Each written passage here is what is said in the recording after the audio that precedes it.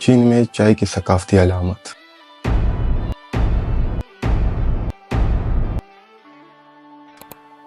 ذرا تصور کریں کہ آپ کے ہاتھ میں ایک نازک چائے کا کپ ہے جس سے بھاپ اٹھ رہی ہے اور چائے کی خوشبو آپ کے ارد گرد پھیل رہی ہے، لیکن کیا آپ جانتے ہیں کہ یہ سادہ مشروب ایک پوری تہذیب کو کیسے تشکیل دے گیا؟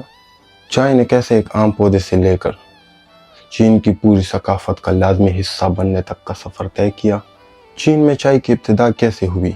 چلو 5000 سال پیچھے چلتے ہیں۔ کہا جاتا ہے کہ چائے کو پہلی بار شین نونگ نامی شہنشاہ نے دریافت کیا۔ چائے کی ابتدا اور تاریخ 2750 قبل از مسیح کے آس پاس چین میں شروع ہوئی۔ اس دوران چائے کے پودے میں متعدد دواؤں کی خصوصیات پائی گئی۔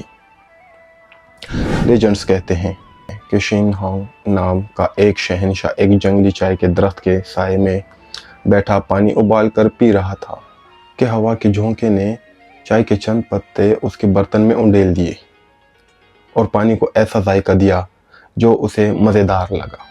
اس نے مزید تجربہ کیا اور پایا کہ اس میں دواؤں کے خصوصیات کے ساتھ ساتھ ایک خوشگوار ذائقہ بھی ہے۔ انہوں نے چینی عوام کو زور دیا کہ وہ پوری قوم کے فائدے کے لیے پودے کاشت کریں۔ وقت گزرنے کے ساتھ وہ چائے کے افسانوی باپ بن گئے۔ چائے کی کھپت کے ابتدائی دنوں میں پتیوں کو چن کر پانی میں ابال کر کڑوا مرکب تیار کیا جاتا تھا۔ چائے کی پتیوں کو بنیادی طور پر دوا کے طور پر اور دوسرا خوشگوار مشروب کے طور پر استعمال کیا جاتا تھا۔ چائے کو پوری چینی سلطنت میں ایک مقبول مشروب بننے میں 3000 سال سے زیادہ کا عرصہ لگا۔ تانگ خاندان 600 سے 900 قبل از مسیح چائے کی مقبولیت کو ٹیکس کے نفاذ سے پہچانا گیا۔ مونگ خاندان 1368 سے لے کر 1644 تک کے دوران ابلی ہوئی اور خشک چائے کی پتیاں مقبول ہوئیں۔ تاہم سبز چائے کے اس انداز نے چین سے باہر اچھی طرح سفر نہیں کیا۔ اپنی فصل کی حفاظت کے لیے چینی تاجروں نے ان کی پتیوں کو سڑنے سے بچانے کے لیے اسے بھوننا شروع کر دیا۔ جو پتے ہوا میں آکسیڈائز کرنے کے لیے چھوڑے گئے ان سے کالی چائے پیدا ہوئی یا سرخ، جیسا کہ چینی کہتے ہیں۔ یہ چائے بنیادی طور پر برآمد کے لیے تیار کی گئی تھی اور چینی آج بھی دیسی سبز چائے پیتے ہیں۔ یورپ میں سب سے پہلے ڈچ چائے پیتے تھے۔ 1650 کے آس پاس برطانیہ کے تعارف کے ساتھ یہ کافی کہ انگلینڈ پہنچنے کے چند سال بعد پہنچی۔ یہ ایک ایسا واقعہ تھا جس نے ایک ثقافتی انقلاب کی بنیاد رکھی۔ جب چائے دریافت ہوئی تو چائے کے ابتدائی استعمال میں قدیم چین میں چائے صرف ایک مشروب نہیں تھی بلکہ دوا تھی۔ یہ جسم کو صاف کرنے، ذہن کو تازہ کرنے اور بیماریوں کا علاج کرنے کے لیے استعمال کی جاتی تھی۔ چائے کی کچھ ثقافتی اہمیت بھی تھی۔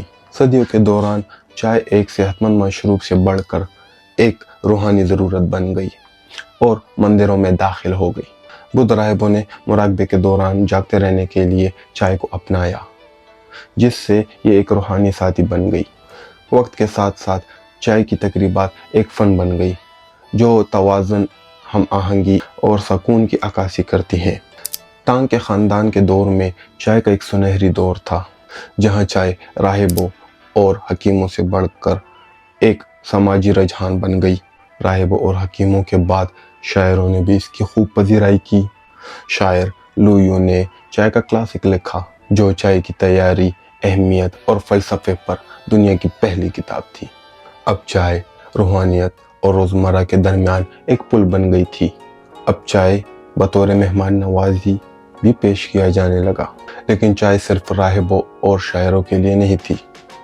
سونگ خاندان کے دور تک یہ حیثیت اور نفاست کی علامت بن چکی تھی۔ چینی گھروں میں چائے پیش کرنا عزت کی علامت بن گیا، چاہے شادی کا جشن ہو، مہمانوں کی میزبانی ہو یا معافی مانگنا ہو۔ چائے انسانی تعلقات کا مرکز بن گیا۔ جو وقت بڑھتا گیا چائے کا عالمی اثر بھی بڑھتا گیا اور عالمی دلچسپی بھی بڑھتی گئی۔ چین کی چائے سے محبت سرحدوں تک محدود نہ رہی۔ سلک روڈ نے چائے کو مغرب تک پہنچایا اور سمندری تجارت نے اسے دنیا کے ہر کونے میں پھیلایا۔ اور اس طرح ایک نئی روایات کی پیدائش بھی ہوئی۔ جاپانی چائے کی تقریب سے لے کر برطانیہ کی دوپہر کی چائے تک سب کا تعلق چین کی چائے کی ثقافت سے ہے۔ آج بھی چائے چینی زندگی کا مرکز بنی ہوئی ہے۔ عام گفتگو سے لے کر شاندار تقریبات تک، چاہے آپ ہانگزو میں لوجنگ چائے پی رہے ہوں یا شنگھائی کے ببل ٹی سٹورز دریافت کر رہے ہوں، چائے پرانی اور نئی دنیا دونوں کو جوڑتی ہے۔ تو اگلی بار جب آپ چائے سے لطف اندوز ہوں، یاد رکھیں، یہ صرف ایک مشروب نہیں بلکہ وقت کا ایک سفر، روایت سے جوڑاؤ اور ثقافت کا جشن ہے۔ چین کے لیے چائے ایک مشروب نہیں بلکہ زندگی کا ایک طریقہ ہے۔ آپ کی پسندیدہ چائے کون سی ہے؟ نیچے کمنٹ میں شیئر کریں۔ آپ نے چائے کے بارے میں ایسی کون سی دلچسپ بات سیکھی؟ کیا آپ کی چائے کے ساتھ کوئی خاص یاد جڑی ہے؟ کمنٹ میں ضرور بتائیں۔ چائے کی کہانی صرف چین کی نہیں بلکہ ہر انسان کی کہانی ہے جو اپنے معمولات میں سکون اور خوشی تلاش کرتا ہے۔ چائے کے ہر بوند میں صرف ایک ذائقہ نہیں بلکہ ہزاروں سال کی تاریخ اور ثقافت چھپی ہوئی ہے، اور آپ ہزاروں سال کی تاریخ، فن اور فلسفے کا ذائقہ لے رہے ہیں۔ یہ ہمیں ماضی سے جڑنے اور موجودہ لمحے کو محسوس کرنے کا موقع دیتی ہے۔ تو اگلی بار جب آپ چائے پئیں، سوچیں کہ آپ کے ہاتھ میں یہ کپ کتنے سفر طے کر کے آپ تک پہنچا ہے۔ آپ کی پسندیدہ چائے کون سی ہے؟ ہمیں ضرور بتائیں۔